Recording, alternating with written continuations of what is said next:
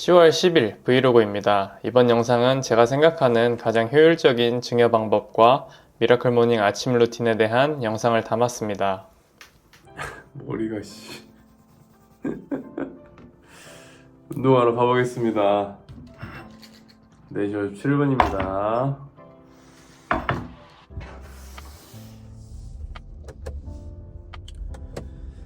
출발해보겠습니다. 오늘 왜 이렇게 춥냐. 반바지 입고 왔는데 씨. 오늘의 주제는 증여입니다. 증여. 나중에 제가 자식을 낳고 제 자식에게 증여를 어떻게 할 것인지에 대한 생각을 말씀드리도록 하겠습니다.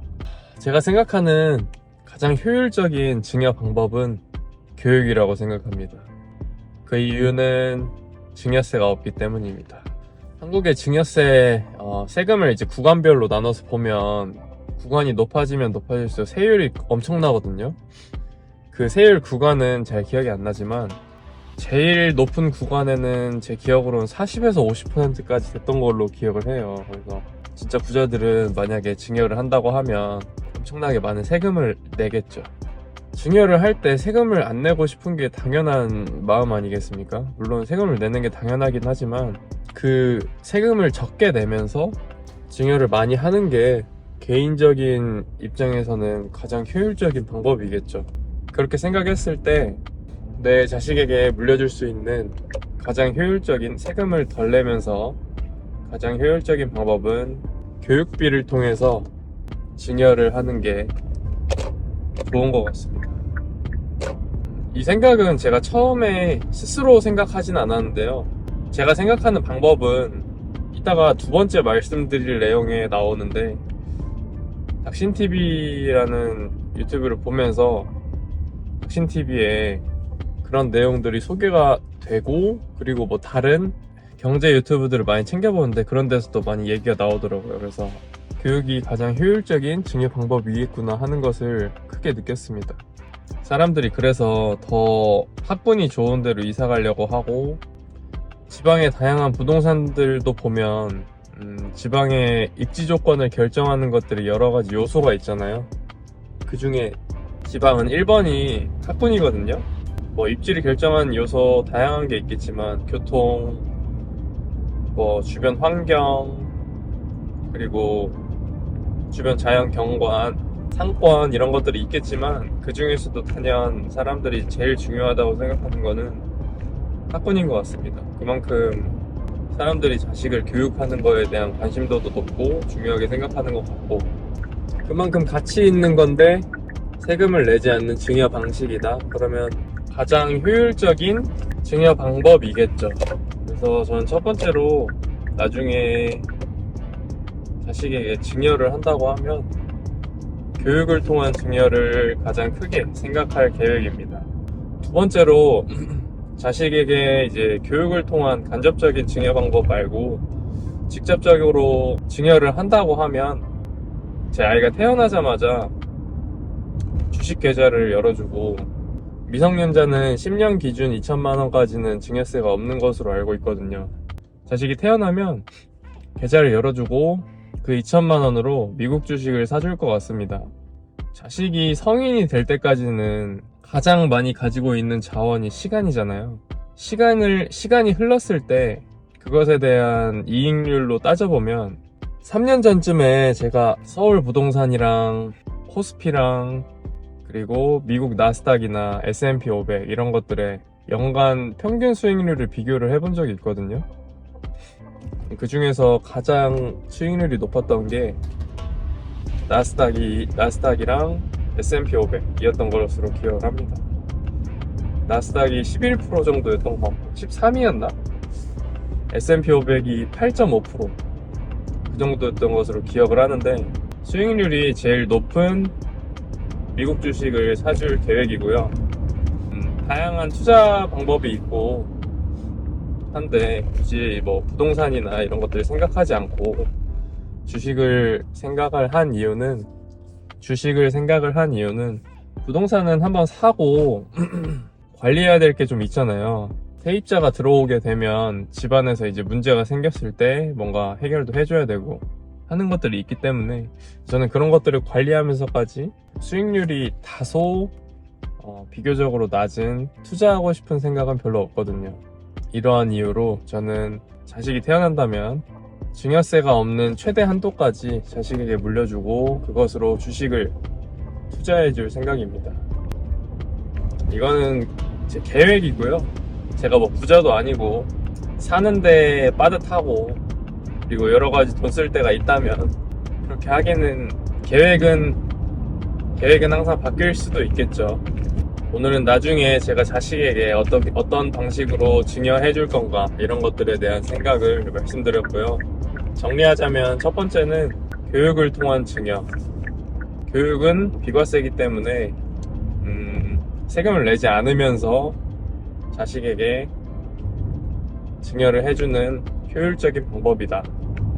두 번째는 증여세를 내지 않은 최대 한도까지 증여를 하고 그 돈으로 주식을 사준다 입니다. 이제 도착했고요. 운동해 보러 가겠습니다.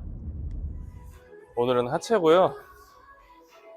최근에 디로딩을 계속 하고 있어가지고 무게를 좀 낮춰서 하고 있습니다. 그래서 오늘은 100kg로 몇 개까지 할 수 있는지 그래도 보디빌딩 식으로 자세 통제해 가면서 해보도록 하겠습니다.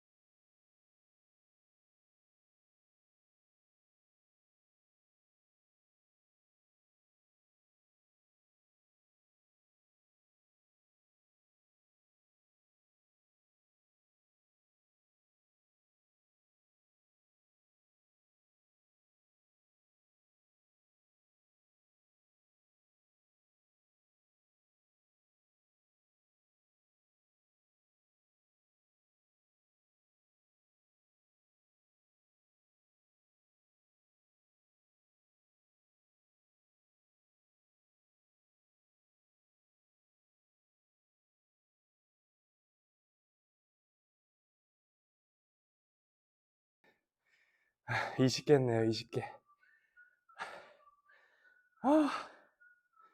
첫 번째 운동은 스쿼트 100kg짜리 1세트에는 20번 하고 그 다음에 10 곱하기 10 100kg짜리 10 곱하기 10으로 완료했습니다. 너무 힘들다 진짜 오랜만에 하니까. 두 번째는 불가리안 스플릿 스쿼트 하겠습니다.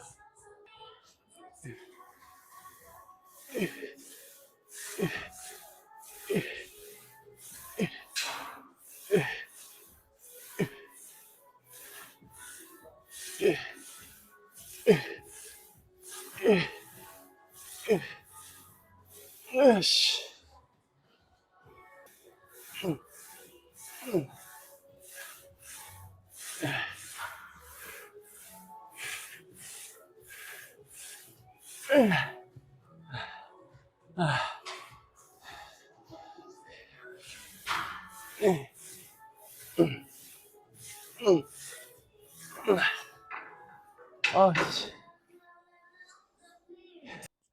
세 번째 운동은 레그 익스텐션이고요. 무게는 65kg, 횟수는 최대 20번까지 하겠습니다. 으아.